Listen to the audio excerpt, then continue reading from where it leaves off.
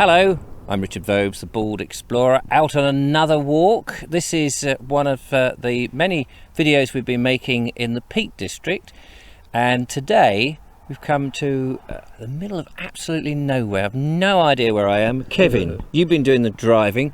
Where have you brought the lovely Sue Blount and ourselves to?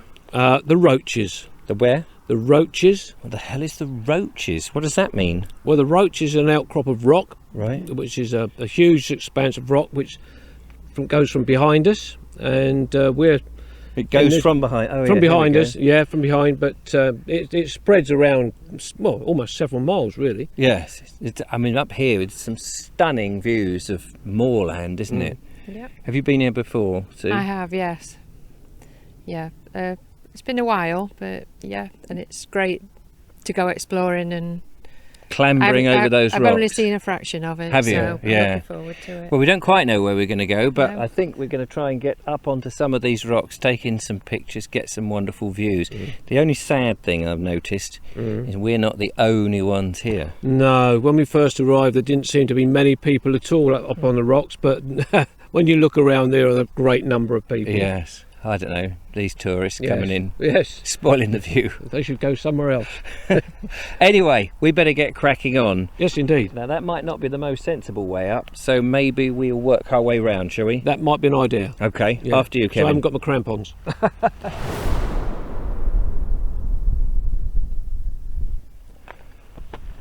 Just walking our way up this little road that takes you round to, there's a bit of a car park over there, and then you get a sense of the landscape of what the Roaches must be from these outcrops of rock this way, and then in the far distance a couple of hills there beyond all this heather and whatever. Great wide open space which is just amazing. And then on this side, just come back this way a bit for you, you get more of what Kevin was talking about with this outcrop of rocks which just goes on and on. But before I go and join them, there's a little bit here where nobody is actually climbing up, and I thought I might just get up here to give us a bit more of a view of the Peak District and to see what we can see in the distance, and also looking back the other way and just get an idea of what the climbing is going to be like. Not easy when you're holding a microphone. And here we go.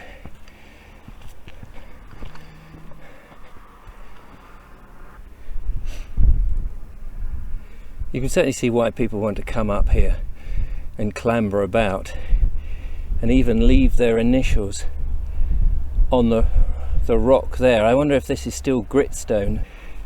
And there in the distance, hello Kevin! Waving over to me. Hello Sue! Barely hear them, but they did say hello.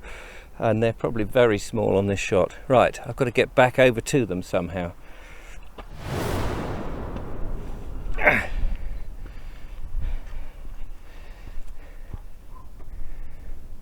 It's quite deceptive with the when you get up onto some of these higher rocks here. Let me just turn around so you can see the sense of it. There's a bit of a wind blowing.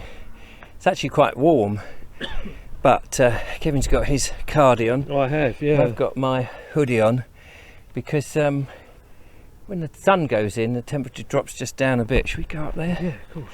Yeah. And you can imagine in the winter it must be bleak. Oh yeah, absolutely. Yeah, it's when you see the the farm buildings and that are dotted around the landscape, you think, how on earth do they survive? Because Derbyshire does get a lot of snow, and it's very bleak out here. Yes. And the farm buildings are just dotted around everywhere. Yes. Let's carry on up this little bit here, see what we can get on the other side. You can see why people love to stop here and come and have picnics, because when the wind isn't doing its thing, you just get this wonderful view over the Peak District. Look at those rocks. They're huge, aren't they? Aren't they? Yeah, just massive. But it just goes. You just look at one bit and you think, oh, it stops there, but it just keeps going on and on and on. It's a beautiful ridge, and actually from the road, and I don't know if I'm going to get a picture from it, but from the other end, it does look like a giant stegosaurus. Yes, it does. With yeah. these being the what do you call those things that come out, the bony scales that project out of a stegosaurus? Yeah, they're weird, aren't they? They're Yeah. almost like as if it's like a rib that's protruding out the side. I think I'm gonna try and just scale on the top here Okay, and see how it goes. If I fall off, I'll let you know. you know I'm not very good with heights.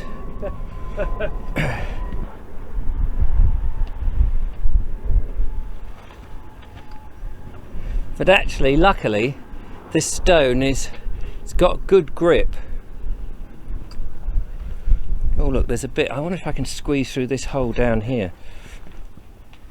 Can't get over there without a big clamber, but I might be able to squeeze through there.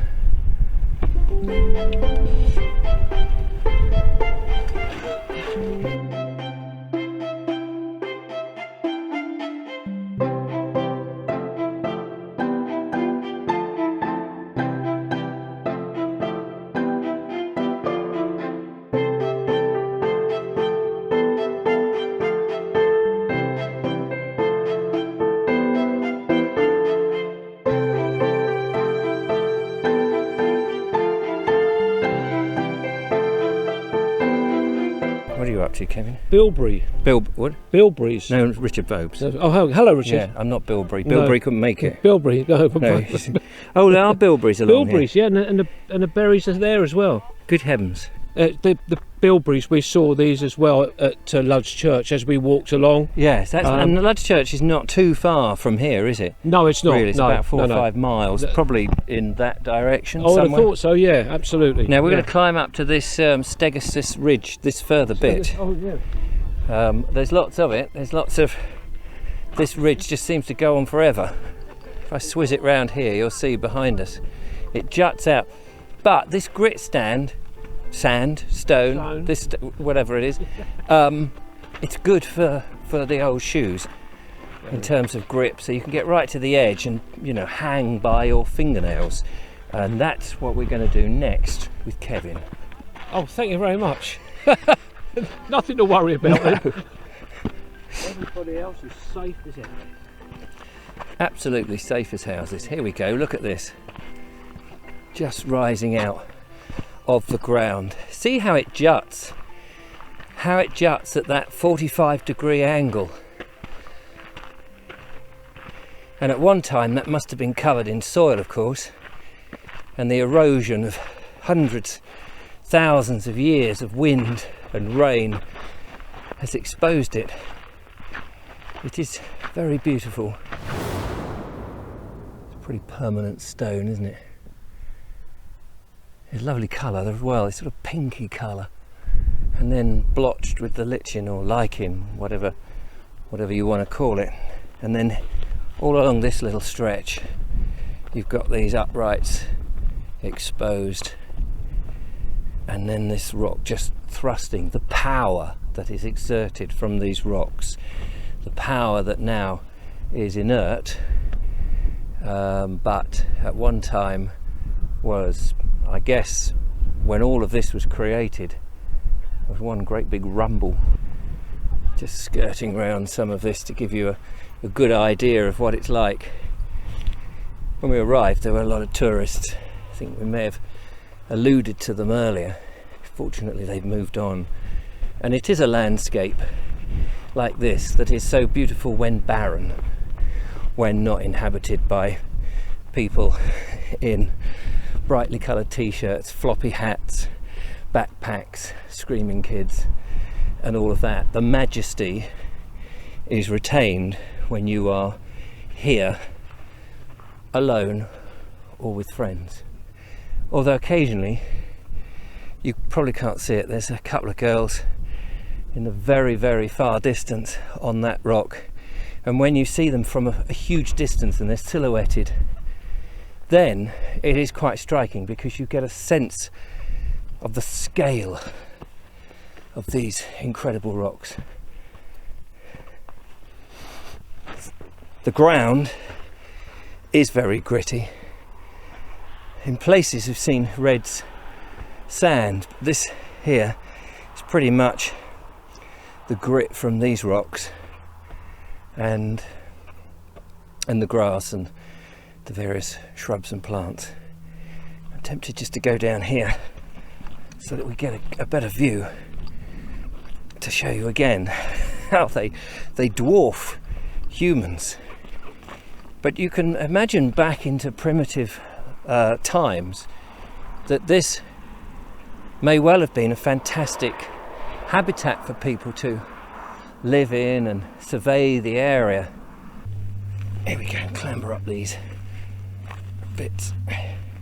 The grass is quite slippery. Here we go, look, a little almost cave, protection from the rain here. It is absolutely staggering, and I'm loving it. And in here, actually, just getting inside, it is actually damp, so the water is in there, but you can imagine your primitive man sitting in here surveying the area, munching whatever kill he managed to get. Just beautiful. Well, you could certainly go climbing all day up and around here, and not just here, but also in all these craggy places. Talking of craggy places, Kevin, thank you so much for bringing me all the way up here. It's been absolutely amazing. Brilliant. Yeah, you're welcome. It's been great. It's been good, hasn't it, Sue? Yes. You're a bit knackered. Yeah. Just getting my breath back, yeah. Oh, well, if you get the chance to come up, then do come and investigate. It is well worth it. Definitely. Now, in the next video, we haven't 100% decided, but there is a path that goes up towards that volcanic hill over there. It's not volcanic. It's Barthawil. What is it? Yes, that's the one. Gritspit or something. Gritspit, yes. Or something like that. And apparently somewhere up there is a moving trig point that we're going to try and get to, according to Kevin. So I saw it move. Yeah. So don't forget to follow, like and subscribe, become a patron, support what we do. We can make more of these hilarious videos, and don't forget to leave a comment. That would be absolutely brilliant. But from us up on the Roaches for now, take care, look after yourself, and bye. Bye-bye. Bye-bye. Bye.